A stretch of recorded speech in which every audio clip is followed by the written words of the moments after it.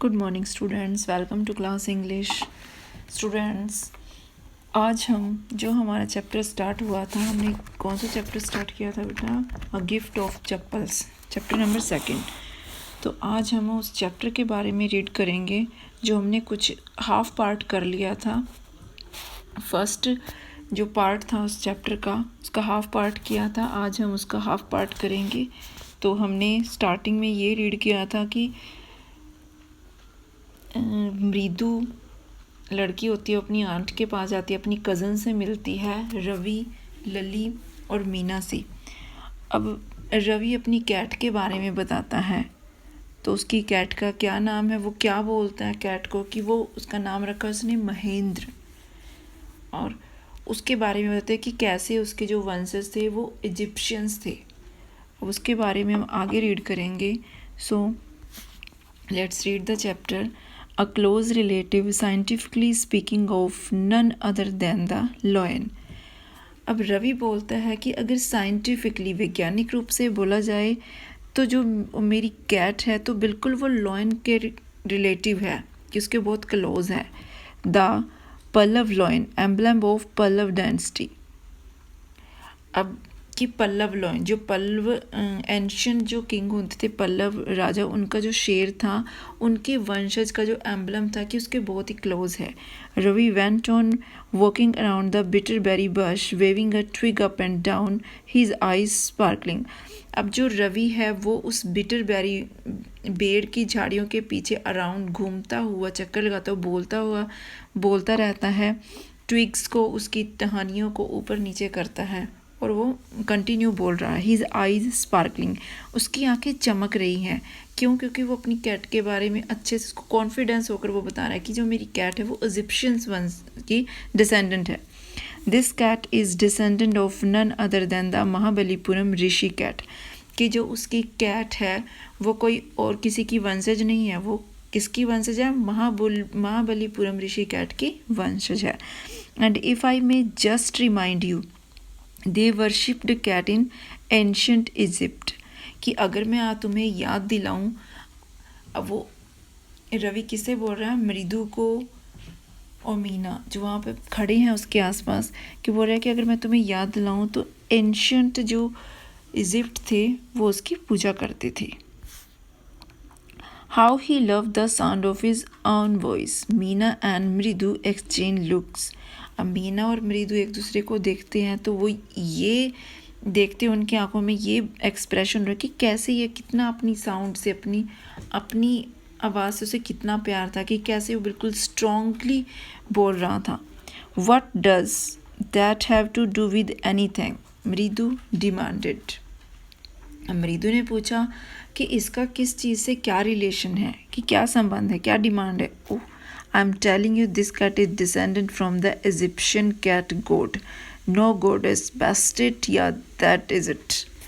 अब वो रवि क्या बोलता है कि हूँ, कि मैं तुम्हें बता रहा हूँ कि ये जो कैट है वो डिसेंडेंट, वंशज है किसकी? इजिप्शियन कैट गॉड की, कि देवी है, कि जो इसकी शक्ल है जो भी है, जैसे बेस्टेड का मतलब है इजिप्शियन गॉडेस, इजिप्शियन की देवी देवता की, उससे मिलती जुलती, कि उस टाइम उनकी पूजा की जाती थी, कि वो उन्हीं की वंशज है मेरी cat. So well, one of the descendants of that cat goddess was a stowaway in one of the Pallav ships, and his descendant was the Mahabalipuram Rishi cat, whose descendant is so। तो क्या हुआ कि वो बोलता है कि अच्छा, कि उस बिल्ली की, one of the descendant of this cat, कि ऑफ दैट कैट गॉडेस, कि उस जो वो बिल्ली थी, बिल्ली देवी का जो एक वंशज था, कि क्या वो पल्लव राजा के शिप में, उसके जहाज़ में छुपकर बैठ गया था, और उसी की पूर्वज है, वो जो महाबलीपुरम ऋषि कैट की पूर्वज है, वही ये मेरी कैट है, उनकी वंशज। Ravi flourish twigs at Mahendran. अब रवि ने अपनी जो क्या किया था उसने, कि flourishes twig at Mahendran, कि अब उस टहानी को फ्लोरिश करते हुए, कि एक गेस्चर संकेत देते हुए महेंद्रन की तरफ ये बात बोली कि एम ए पुन्नी हेयर, कि वो जो मेरी महेंद्रन कैट है कि वो यही है। Who eek he shrieked very pleased with himself. अब वो हु चीखता है इस बात को कि वो अपने आप से बहुत खुश था कि उसके पास इजिप्शियन वंशज की कैट है। Mahendran looked up alarmed. He had just been sharpening his claws on edge of the coconut shell. अब महेंद्रन जैसे उसको श्रीक चीखने की आवाज़ सुनाई देती है तो महेंद्रन क्या होता है, घबराहट से ऊपर की ओर देखता है कि एकदम चौकन्ना होकर कि उसकी जो he had just been sharpening his claws on the edge of coconut shell. वह नारियल के खोल की जो उसके सामने रखा हुआ था उसके एज पर किनारों पर अपनी क्लाज में स्पंजों को रगड़कर उसे नुकीला करके हटा रहा था। But worse than Ravi's awful who ईक was a creek from the window. लेकिन रवि की जो एक शार्प आवाज़ थी, चीख से भी बुरी एक जो साउंड थी वो विंडो से आ रही थी। वट अ वियर्ड साउंड, कि कैसी वियर्ड अजीब सी ध्वनि है, अजीब सी सुनने में जो बिल्कुल ही कानों को बुरी लगे कि ऐसी ध्वनि थी, वो साउंड थी।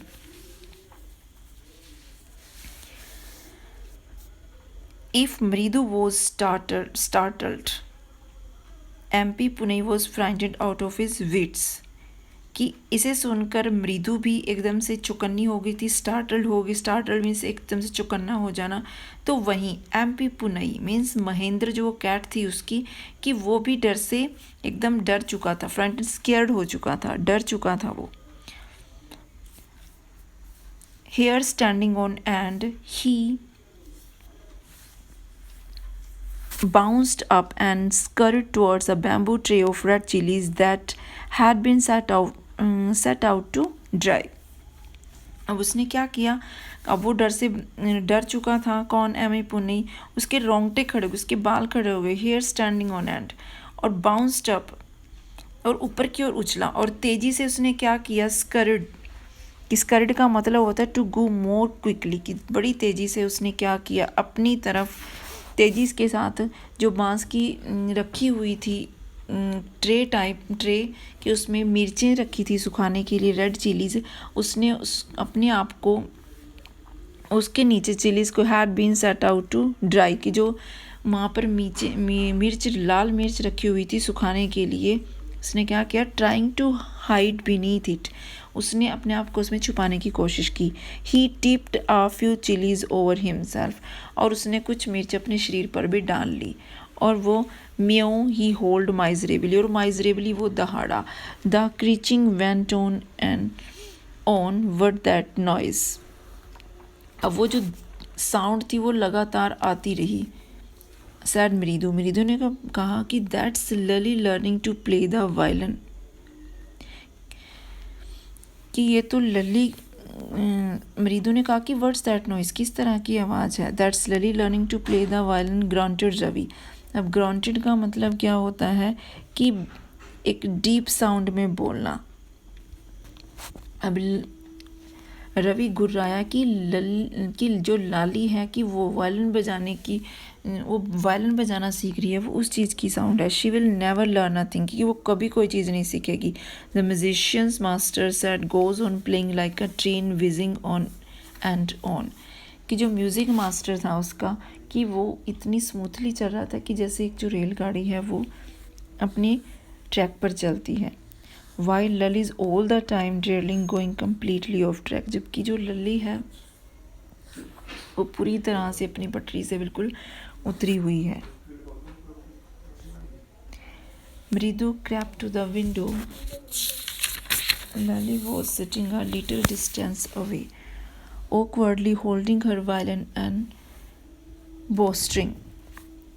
अब मृदु धीरे से खिड़की के पास, विंडो के पास आती है। लली वो sitting a little distance away, जो लाली है वो एक डिस्टेंस के साथ बैठी हुई थी। Awkwardly holding her violin and bristling, अब उसने वायलिन को अपनी हाथों में पकड़ा हुआ था। Her elbows jutting out and eyes gazed with concentration, और जो उसकी एल्बोज थी, कोहनियाँ थी, वो थोड़ी उसकी बाहर की ओर निकली हुई थी और जो उसकी निगाहें थी वो उस पर बिल्कुल ग्लेज टिकी हुई थी बड़ी ध्यान से। इन फ्रंट ऑफ हर, और उसके सामने, लाली के सामने, with most of the back of the window, उस विंडो के बिल्कुल पीछे, was a bony figure the music master, कि एक हड्डियों से भरा, बोन मीन्स हड्डियों से भरा चेहरे वाला एक म्यूजिशियन मास्टर बैठा हुआ था। He had a mostly bald head, लगभग उसका जो सिर था वो आधा गंजा था, with a fringe of oiled black hair falling around his ears, और जो उसके आधे बाल थे वो तेल से भरे हुए उसके कानों पर पड़े हुए थे। एन ओल्ड फैशन टर्ट, कि एक बिल्कुल old fashion. A gold chain gleamed around his leathery neck, और उसके गले के चारों तरफ एक चैन थी, गोल्ड की chain, and a diamond ring glittered on his hand, और उसके हाथों में एक डायमंड की रिंग थी, as it glided up and down the stem of the violin. और वो जब वो वायलिन को बजा रहा था तो वो उसके साथ ही वो जो रिंग थी वो चमक रही थी। A large foot stuck out from the beneath his gold bordered veshti edge, और एक बड़ा सा पाँव उसके जो सुनहरी धोती थी, वेस्टी एज, वेस्टी को, धोती को तमिल में वेस्टी बोला जाता था, उसके पैर, उसका पैर निकला हुआ था उस धोती के नीचे से। And he was beating time on the floor with scrawny big toe, और वो क्या कर रहा था, अपने पंजे से, बिग टो से, उस बार बार उस फर्श को बीट कर रहा था अपने पैर के साथ। He played a few notes. Lily stumbled behind him on her violin. उसने कुछ नोट्स बजाए, संगीत के कुछ स्वर बजाए। Lalli stumbled behind him on her violin. अब स्टम्बल मन किसी को फॉलो करना, उसका अनुसरण करना।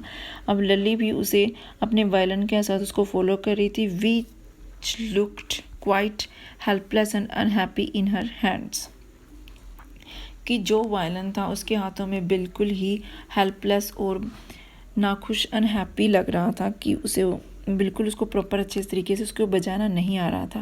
व्हाट अ डिफरेंस, कि दोनों में क्या अंतर था, दोनों में क्या डिफरेंस था म्यूज़िक मास्टर और लाली में। The music master note seem to float up and settle perfectly into the visible track of the melody.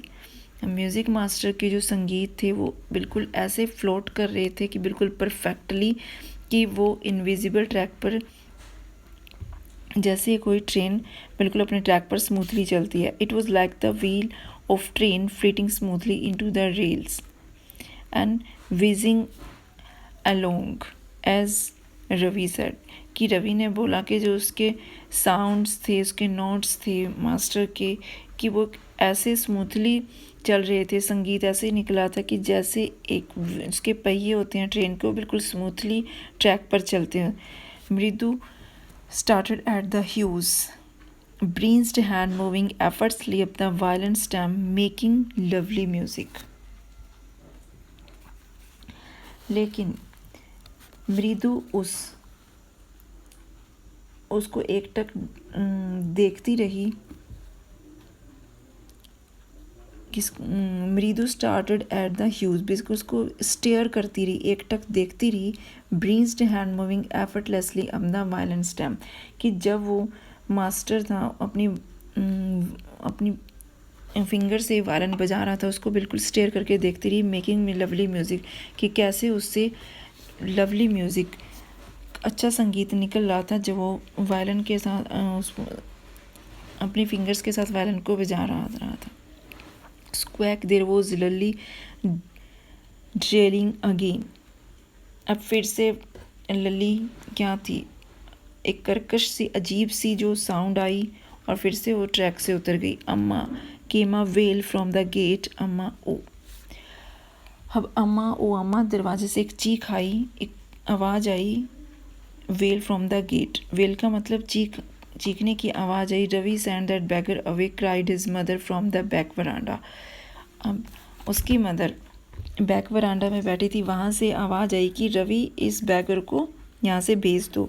Where she was chatting with Tapi, जहाँ पर उसकी मदर तापी कौन थी? ग्रैंड मदर, उसके साथ बात कर रही थी। He has been coming here every day for the past week, वो कुछ बीते सप्ताह से वो डेली यहाँ पर आ रहा था वो beggar. And it's time he found another house to bag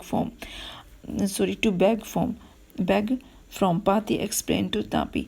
अब पाती तापी को ये बोल रही थी कि अब इसे दूसरा घर देखना चाहिए बैग के लिए, भीख के लिए, कि शायद अब इसे भिखारी को अब दूसरा घर देख लेना चाहिए।